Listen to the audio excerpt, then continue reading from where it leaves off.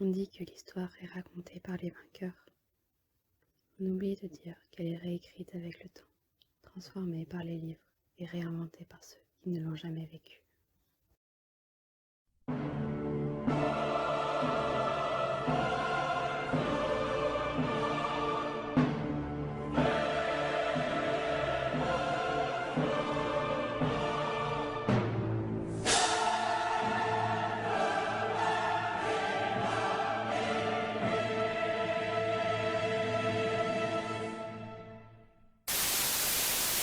L'interview, chapitre 1, l'arrière-plan historique.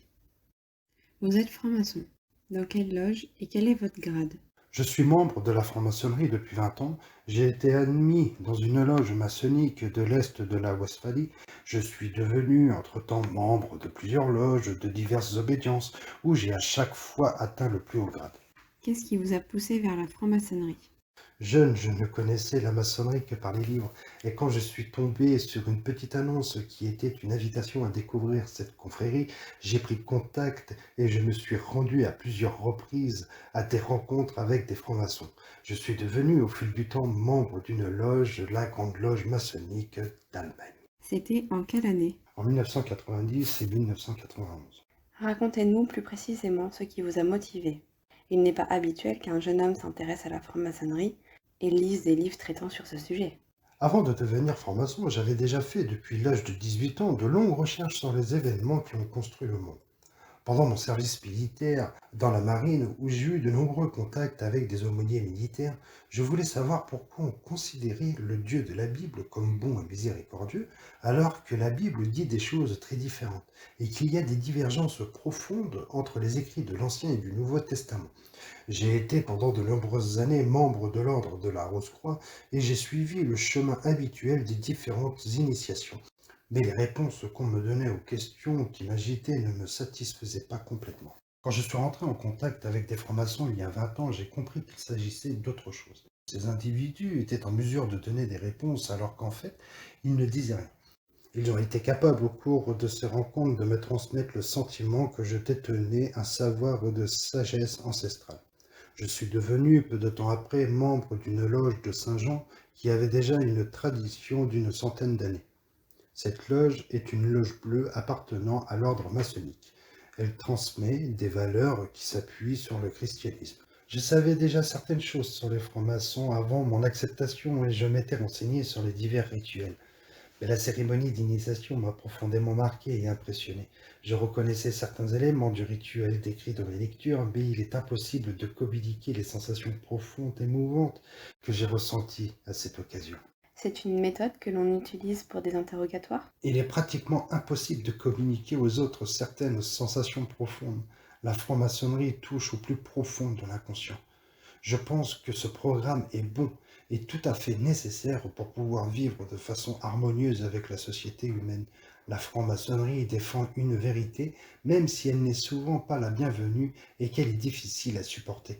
La vérité est sans pitié. L'être humain aime se bercer d'illusions et n'est souvent pas prêt à substituer la réalité à ses désirs et à ses rêves. Toutes les croyances vivent de rituels dont on ne peut communiquer le sens à d'autres. Les rituels engendrent-ils une forme de programmation? Chaque rituel produit des sensations profondes parce qu'un rituel est arrangé et disposé pour produire un certain effet. Nous avons fait disposer les salles de loge pour certains rituels en fonction de la radiesthésie, afin d'obtenir ou de renforcer un effet bien précis. Je pense que dans les siècles passés, cet aspect avait beaucoup plus d'importance que de nos jours. On peut déclencher par certains objets rituels et par certaines procédures des résonances chez la personne qui s'impriment avec une telle intensité dans l'inconscient qu'elles deviennent une partie d'elle-même. Comment peut-on se représenter la cérémonie d'initiation? Le premier degré de l'apprenti est le degré le plus important et celui qui a le plus de contenu pour nous francs-maçons. Le degré de l'apprenti contient toute la sagesse de la franc-maçonnerie à la perfection dans le rituel d'initiation. Le seul problème est que quand on est soi-même apprenti, on ne s'en rend pas compte. Il faut traverser les différents degrés et être franc-maçon pendant plusieurs années pour se rendre compte que les degrés contiennent tout l'enseignement. L'initiation au premier degré se déroule toujours de la même façon. Le postulant est conduit dans une pièce sombre où on le laisse seul assis sur une chaise. Il y a parfois une bougie. L'apprêtant attend patiemment la suite de la cérémonie. L'obscurité intensifie l'apparition des pensées qui se bousculent. On ne sait évidemment pas ce qui va se passer ensuite. Puis entre un frère qui demande au candidat de se défaire de ces objets qui contiennent du métal puis d'enlever sa veste. On ne lui demande pas de se déshabiller complètement, mais il ne doit pas non plus être habillé. C'est pour montrer que celui qui est conduit là n'est ni habillé ni déshabillé, qu'il n'a pas de chaussures, mais qu'il n'est pas déchaussé. C'est un stade intermédiaire du développement personnel. On lui bande ensuite les yeux, on le guide par certains détours vers le centre de la loge, où il est placé entre les deux surveillants. Le frère qui l'a accompagné jusqu'à là le quitte. À partir de là, il est comme sur une nouvelle voie. Dans un sens cosmique, il est sur le point de poser son pied sur la terre. Il sort des ténèbres, d'un monde obscur qui n'appartient pas à notre terre et sans doute pas à notre univers. Il demande à fouler le sol de la terre, à entrer dans la loge. La loge représente la terre, le système solaire, l'univers, selon les interprétations. Un autre frère intervient pour le prendre en charge. Il a toujours les yeux bandés. On parle de voyage. Il doit faire 3 voyages vers son but qu'il ne connaît pas encore. On ne réussit pas ce voyage du premier coup. On lui dit des textes qui lui font comprendre qu'il n'a pas réussi. Au cours du deuxième voyage, il a peut-être plus de succès. Et le troisième voyage lui ouvre la perspective d'être sur le bon chemin. L'impétrant est guidé de plus en plus vers l'Est ou l'Orient, lieu qu'il finira par atteindre. L'Est est là où se trouve le président, le vénérable maître en chair. C'est l'homme à l'équerre, c'est lui qui l'apporte. Le président pose une série de questions au candidat, puis on procède à divers actes tels que le mélange symbolique du sang. Aucun sang ne coule, tout est symbolique. Le postulant doit se défaire de son ancienne vie. Il s'agit de mort et de naissance. Une vie ancienne doit disparaître pour laisser place à une nouvelle vie. Le rituel prévoit à cet instant de lui enlever son bandeau pour lui faire partager la lumière. Il peut maintenant voir de ses yeux la salle de loge dans son ensemble et on lui donne ses premiers vêtements de franc-maçon. L'Église catholique utilise le même rite lors du baptême. La personne ancienne disparaît dans l'eau et le baptisé revêt son nouveau vêtement. Il est devenu un nouvel être humain. Le postulant apprenti entre dans la société comme un nouvel être. Il fait vœu au pied de l'autel de se soumettre aux règles de la communauté et de respecter ses traditions. Son devoir au cours des premières années est d'apprendre à se comporter en tant qu'apprenti, qu'il doit travailler et garder le silence, il doit être à l'écoute. Le compagnon poursuit le même travail, l'initiation est similaire, on fait des voyages mais on n'a pas les yeux bandés car on est déjà un initié qui voit. On nous confie d'autres responsabilités et on nous présente d'autres symboles au cours du rituel. L'initiation à la maîtrise contient le fameux rituel du cercueil dans lequel on s'allonge, ce qui représente la mort définitive de l'être ancien. Ce qui était plus symbolique pour l'apprenti et le compagnon devient ici réalité. Le maître est engagé définitivement sur une nouvelle voie. C'est un être humain différent. Quand on est couché dans un cercueil et qu'on referme le couvercle, on éprouve des sensations jusqu'alors inédites. On entend ce qui se passe à l'extérieur, les gens qui parlent et qui font des choses, mais on ne sait pas quoi. Et cela descend profondément dans l'inconscient. Ce n'est pas désagréable d'être allongé dans un cercueil. C'est une expérience puissante, très impressionnante. N'est-ce pas une forme de lavage de cerveau? Pour les hauts grades, est-ce la même chose? Chez les hauts grades, le déroulement est différent. Il y a quelques temps forts, mais aussi des rituels que je trouve assez ennuyeux. Quelques expériences sont puissantes, mais pas sous la même forme que pour le premier degré. Il s'agit également de se défaire des vieilles formes de pensée pour en accepter des nouvelles. Quand on fréquente une loge bleue, on a l'impression d'être chrétien, mais personne ne prononce le mot christianisme ou Jésus. Ces mots n'apparaissent pas dans le rituel. Il y a des degrés qui sont très orientés vers le christianisme et des degrés plus philosophiques dans les rites écossais. Il y a des allusions au bouddhisme et à d'autres philosophies. C'est ce qui est formidable dans le rite écossais. Dans ces considérations philosophiques, il importe peu qu'à la fin il y ait un Dieu, un esprit ou non. Le résultat n'est pas important dans ces considérations.